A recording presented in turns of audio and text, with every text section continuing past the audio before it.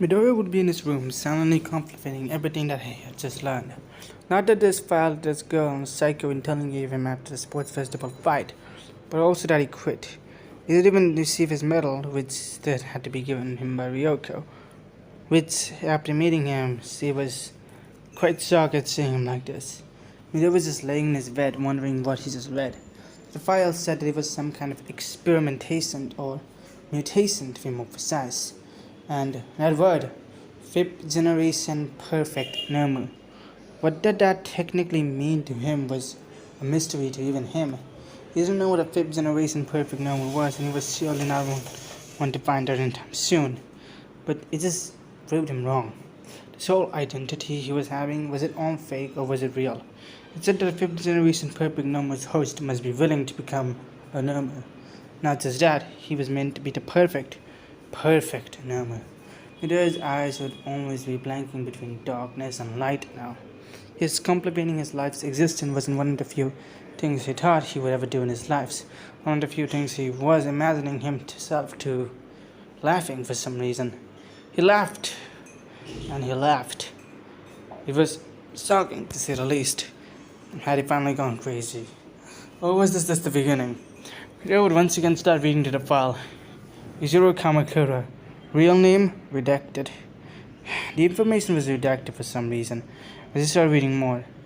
He was a volunteering boy who came at the summer internship. When he came in, he took no chances and signed a contract.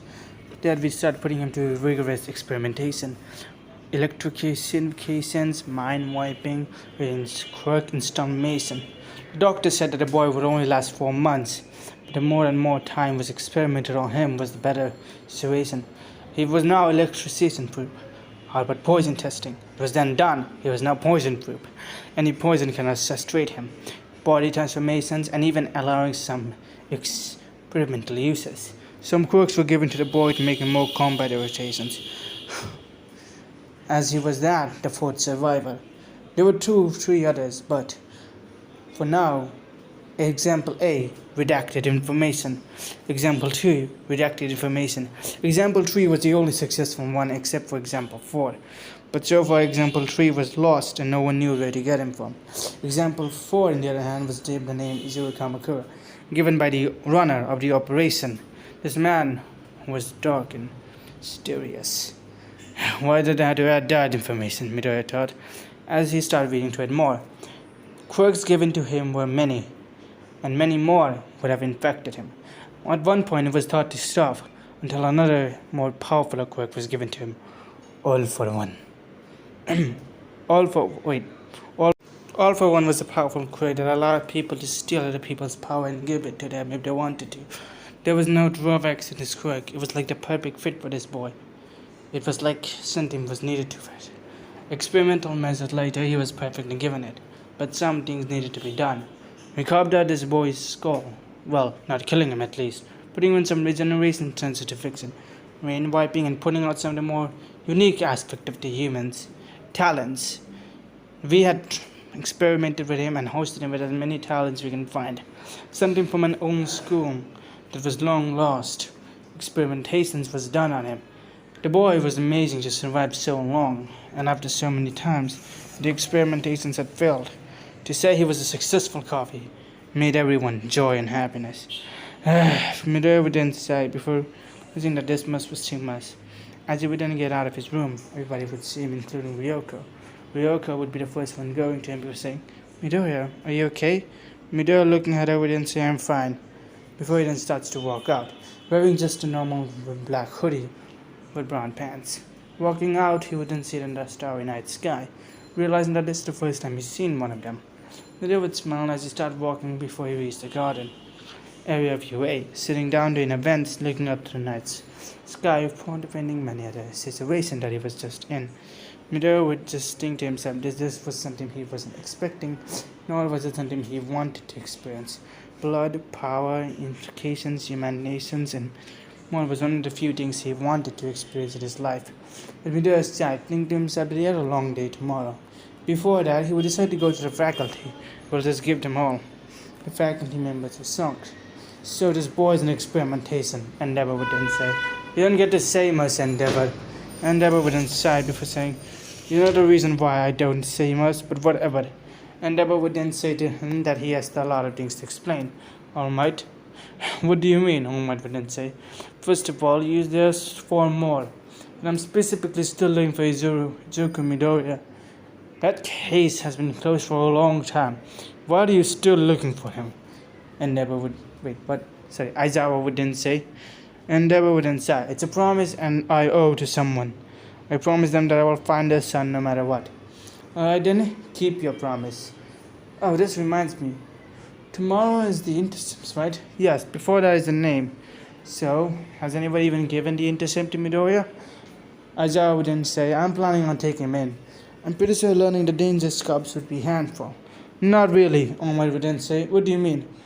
"I have finally decided who I want to give my quirk to." Everyone would be shocked. "Oh, who is it?" "Don't worry. A young Midoriya may meet him." Alright then. As it would be the next day. As Aizawa would walk into the class, everybody tense, Aizawa would then say, "Now, this is gonna be important for your hero career." So, as everybody becomes tense, Aizawa would then smack his hand. "You need to choose a name, a hero name. After all, this is how normal people will recognize you." Aizawa would then go to sleep. Before midnight then comes in. Everybody in the canon goes to choose the name, and then there would be Ryoko. Ryoko, after entering room, would then decide to pick a name. Hope. Why this name? Midnight would then ask. "I don't know, it just feels kinda right." Alright then, Hope it is. Midoriya would then sigh before he starts complicating his name. What should I choose for my name? What should I go with it? Him thinking for a bit before sighing. Fine, I guess I will just go with this. All for one. Everyone would just stop in his track, calming their voices down as Midnight would then look at the name. "Are you sure you want to go with that?" Midoriya would then say, "Yes, I do." Everybody would deep down, wondering why he chose that name of all names. Alright then, if you're just gonna go with that, I think you tell everyone about your real quirk. I already have, so they don't need to worry about it. Midnight would then say, "Oh yeah, right, I remember now. Anyways, All for One is my name." Uraka would then say, "It kind of fits you, it's the old power stealing vehicle." She wouldn't toss him out, realizing that she had said too much. Leader would then go next, speaking the name Ingenium. "Oh, really?" "Yes." Midoriya would then think, "That's odd, I thought he wouldn't choose the name." Whatever. As Bakugo and everyone else would choose the name, Bakugo would choose his canonically hero name, which I probably will be on the screen right about now so you can see it since I don't properly remember it. Yeah, sorry about that. And I even forgot to write it in the script. Oops. Anyways, let's just continue. Midoriya would basically just be there wondering which agency he should go with. As he was choosing the agency, Ryoko would then say, "So I'm going with this agency." Midoriya would look that it's Makoto's agency. No, wait, wrong. Kyoko's agency. So you're going to the Kyoko's agency, are you? Send him just tell me I need to pick them. Alright then. Good luck, Midoriya would then say, still looking up to the agency. After winning the sports festival, almost that is, he became very popular, especially with his numerous quirk. A lot of pro heroes were giving him internships, from the top 10 to the ones even in the darker, from even in the underground heroes that some Aizawa had mentioned before. Even more stronger pro heroes that even intercept him before a knock in the door then comes. "Can I take young Midoriya?" All Might would then say. Midoriya would then get up, going with All Might. "So, what do you want me with?" All Might would then smile before saying, "I would like you to meet someone, and I want you to go with intercepts with someone." "Really? Who is it?" "It's an old master of mine. His name was Gran Torino." "Alright then, I'll go with him." Midoriya was excited before All Might decided to put the fear of 1,000 suns inside of him. "This master sounds terrifying." All Might would then say as his legs start shaking. He is?" Before Midoriya then sighs. As it would be the week of the internship and everybody would then leave, going to the intercept. Minato, as always, gets disappointed, and so does everyone else, almost, going to the intercept one by one. Todoroki, when going to Endeavor's intercept, he would then say, "So what do you want me to train me on?" Endeavor would then say, "Simple." Grabbing his hand, he would then say, "Explain to me the third quirk you got." Todoroki's eyes would widen. "You thought I wouldn't noticed?" "Fine then." Todoroki would then say, "It's all one of my classmates." Alright, go on. Todoroki would then explain how he got the quirk and everything Midoriya told him. That explains how you've been using your power more often. Meanwhile, Midoriya would then be going to Torino's agency. As he did, he would see someone kick him. A boy with brown hair would then get slammed to the ground wearing a white uniform, before school uniform with black pants. His tie would be brown as Midoriya would walk in. Midoriya and him would meet in the eyes as Midoriya thinks, deja vu again. The boy wouldn't get up. Oh, so you must be the guy who has the quirk one for all, right? Midoriya would then say, so, who is he? Well, nice to meet you, Izuru Kamakura. Named Hajime Hinata. Nice to meet you. Hajime would then go try to shake Midoriya's hand. Midoriya would shake him before they both feel a sense of, do I know this person? Midoriya would then start stressing before saying, so Hajime is your name, right? What school do you go to? Just a normal middle school. Just normal high school. Really? Why don't I choose you? It's a long story, but Hajime would then start to explain. So there was this girl in my class. Her name was Natsumi. She was a member of the Yakuza family, or you can say the Fuhiko. I would remember the name of the Fuhiko clan. And well, her and I got into a little bit of scuffles. So one day I saw her getting in trouble with another girl, who I will not mention her name because of privacy reasons. After snapped her and ran away, I encouraged her to apologize to her and another one of my classmates, who was in a different school. Our school was next to Hope's Peak, so we kind of had a little bit of trouble there. So after both of us left, I went to go outside. When I did, I saw there was a villain attack going around. So I turned around where I saw Natsumi was being captured by some kind of octopus looking like creature. I jumped in trying to protect her and got captured myself. For all my jumped in, saving both of us. After that, I was walking home but Natsumi giving me a ride back to Furiko headquarters for some reason. Mostly because our houses were literally next door to each other, which was pretty uncomfortable. After I walked in, I saw All Might there. All Might explained to me about everything, and that's how I got the quirk. Surprisingly, he told me I'm natural like him. Gran Torino would then smack him in his head before saying, you may be a natural, but just still a weak one. So what was your original quirk? Hajime would then sigh before saying, I don't have a quirk. Okay then. You would then sign before saying, this is the boy Hajime All Might chose. You would then say, pretty much. Just a side note, I wanted to add Hajime Hinata somehow into this story, but didn't want to make him Midoriya because that sounds a little bit anticlimactic. And wanted them to be separate people, not the same person. Didn't want Hajime to be another version of Midoriya because that again would have been a little bit more confusing to juggle. So that's why I've decided in this whole different universe slash different person to you. And I hope people understand the whole thing with Natsumi because a lot of people don't know about her. Apparently, I hope more people knew about her.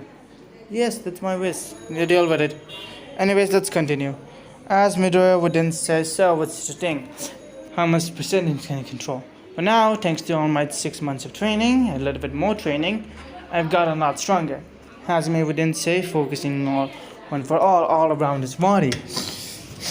How much percentage? 30. Alright, shoot me. Hajime would then punch Midoriya before Midoriya then scatters, before saying, that is powerful. Midoriya would then kick Hajime, slamming him straight to the wall before making a dent on it. Gran Torino would then snap his head before saying, I do think this is what is left here. Anyways, Gran Torino would then see Midoriya's uniform before saying that there's some changes to it. His hands seem to be more gauntlet-like, seems to be more enforced and even changed a little bit. Now what is this bullshit I'm saying over here? Gran Torino would then say, it's just something I wanted to add. Midoriya would then say, using his powers to show Gran Torino got a lot more stronger. Alright then, you and Hajime would be training for the next few days. Alright then. Meanwhile, with Ryoko, Makoto would be there as well. Your quirk is energy manipulation. I have some people to train you. Oh, but I thought I was going to be training with Miss Kyoko. You are. It's just that another one of my people are going to train you. Shoichi, come here. As a blue-haired boy would come wearing a black detective-like uniform with a hat. Shoichi would then say, nice to meet you. I'm Shoichi Makoto. Nice to meet you there. Shoichi would then say, Ryoko would then say, go ahead. involved in the mind, you've been laughing, thinking to herself that all of this looks so familiar but so much different. This is what her father told her of. After all, this is how the Naegi family and her fathers made the business anyways. Kyoko would then say, anyways, let's get your training on. And here I'm gonna end it off. Hope you guys like this part. Like, comment, and subscribe. And yeah, bye.